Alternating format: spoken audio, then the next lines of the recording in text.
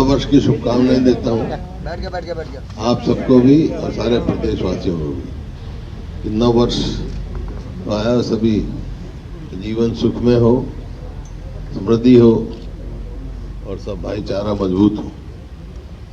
देखिए, आज पूरे देश का किसान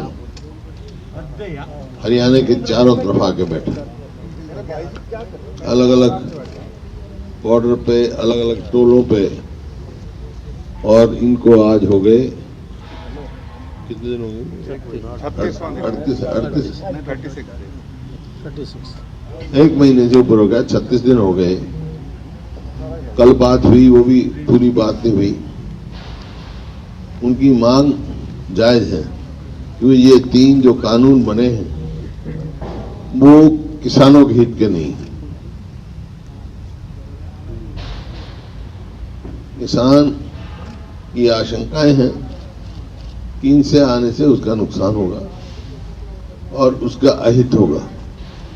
इसी वास्ते 14 अगस्त को मैंने ट्रिब्यून में आर्टिकल लिखा था।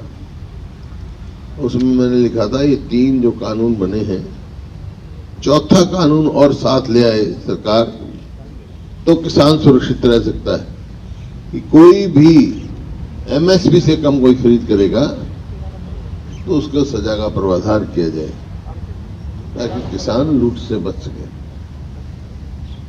अब इन्होंने 2 मार्केट बना दी। एक तो है पीएमसी मार्केट यार्ड, उसमें तो कहता है हम एमएसपी देंगे, उससे बाहर कोई एमएसपी की गारंटी नहीं। किसी भाव खरीदो, किसी भाव बेचो। उसका नतीजा क्या होगा? हमने तो ये 2007 में कॉन्ट्रैक्ट एक्ट आया था, तो उस समय तो हमने रूल 6 9 अगस्त 2007 को रूल 6 लगा दिया था कि कोई भी एमएसपी से कम नहीं खरीद सकेगा, और जिस फसल पे एमएसपी नहीं है प्रिवेलिंग रेट से कम नहीं खरीद सकेगा।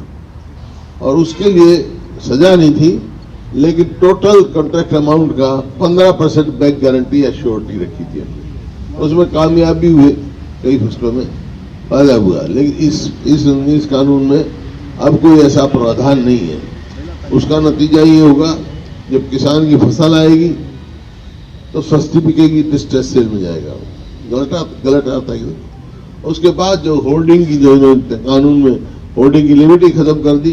कोई कितनी होर्डिंग करे उससे डिमांड और सप्लाई के हिसाब से कीमत बढ़ती चली जाएगी। इसमें किसान का भी नुकसान है, तो उपभोक्ता उसका भी नुकसान है।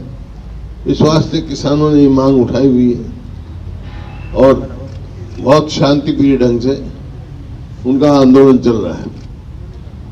हमने सरकार को बार बार कहा, आग्रह किया कि भी किसानों की बात जायज है, मांग जायज है, इसको मान लिया जाए। अब आज के अखबार में बड़ा कुछ आगे बढ़ी है कहानी। मैं पूरी उम्मीद रखता हूं कि किसानों की मांग मानी जाएगी। और इस संदर्भ में हमने जो ये देखा कि जो इनके समर्थक विधायक थे हरियाणा में, उन्होंने अपना समर्थन वापस लिया। किसी ने चेयरमैन ही छोड़ी।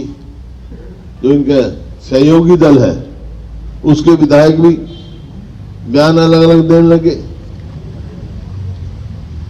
तो उसको देखते हुए हमने गवर्नर साहब को एक पत्र लिखा कि भाई विधानसभा का स्तर सेशन तुरंत बुलाया जाए, क्योंकि गंभीर स्थिति है। इतनी सर्दी में किसान बैठे हैं और 40-45 आदमी शहीद हो गए। एक बहुत गंभीर मामला है। इस वास्ते डिस्कशन के लिए असेंबली सेशन तुरंत बुलाया जाए और उसमें हम नो कॉन्फिडेंस मोशन लेके आना चाहते हैं सरकार के खिलाफ, क्योंकि इसके जो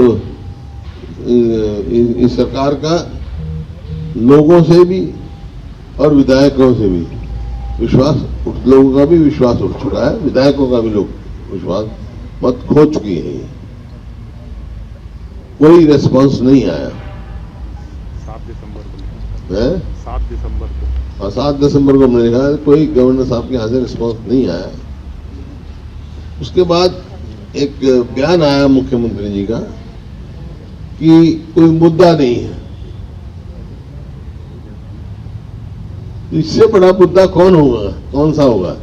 इतना दिनों से आंदोलन चल रहा है, कानून व्यवस्था बिल्कुल खत्म हो गई है, इससे बड़ा मुद्दा क्या होगा भाई? तो हमने आग्रह किया गवर्नर साहब को मिलने का, तो वहां से जवाब आया भाई अभी कोविड के हिसाब से मिल नहीं सकते इतने आदमी। हालांकि अब कोविड का नहीं है, कोविड तो उनका हो चुका। फिर ये कहा गया हमारी तरफ से कि भाई और विधायक चले जाएंगे, मैं अकेला उनसे मिल लूंगा। लेकिन कल ही उनका जवाब आ गया हमारे पास कि honourable governor has expressed his regrets regarding your appointment. Request inconvenience caused is regretted. Please wish you a happy new year. मतलब फर्स्ट टाइम मैंने देखा इतने साल मेरा राजनीतिक तजर्बा है, कॉन्स्टिट्यूशनल हेड है गवर्नर हमारे, इज नॉट मीटिंग। व्हाई? फैसला ले वो जो ले, मिलने से भी कैसे मतलब हुआ ना? क्या नाम, कैबिनेट बुला रही है सेशन ना, गवर्नर का अपना वो अलग अलग संवैधानिक पावर है इनकी, गवर्नर की अलग है। Governor has constitutional right to call assembly. वो जरूरी है कैबिनेट करे, गवर्नर 100 मोटर भी अपना असेंबली सेशन बुलाता ही है, बुला सकते हैं। कारण है कि ये जो सरकार जो है नो कॉन्फिडेंस फेस नहीं कर सकती है, इसको मालूम है कि तुम्हारी नींद हिल चुकी है। अब भी हमारा यही है, और इसके बाद तो और भी नतीजे आ गए। इसके कॉरपोरेशन के आपने देखा, बीजेपी का तो वहीं से पतन शुरू हो गया। 3 कॉरपोरेशन है, उनमें से 1 कॉरपोरेशन वो जीते हैं, जबकि लोकल बॉडीज की तो मतलब जो गवर्नमेंट सीट होती है उनकी ज्यादा जीत होती है। और जो दूसरी कमेटियां थी, काउंसिल था, कमेटियों में आपका सांपला, उकलाना, दारूहेड़ा, तीनों जगह बीजेपी बुरी तरह हारी है और हमारे स्पॉन्सर्ड कैंडिडेट जीते हैं। दारूहेड़ा में दान सिंह जी के स्पॉन्सर्ड कैंडिडेट था, सांपला में वो नहीं थी हमारे सिंबल, लेकिन मेरे सांपला में हमारा कैंडिडेट था, ये सिंबल नहीं था। इसी प्रकार उकलाना में जेपी और दीपेंद्र सिंह का कैंडिडेट था, तो वो सब हम जीते हैं। तो ये एक आईना दिखाया है लोगों ने बीजेपी को।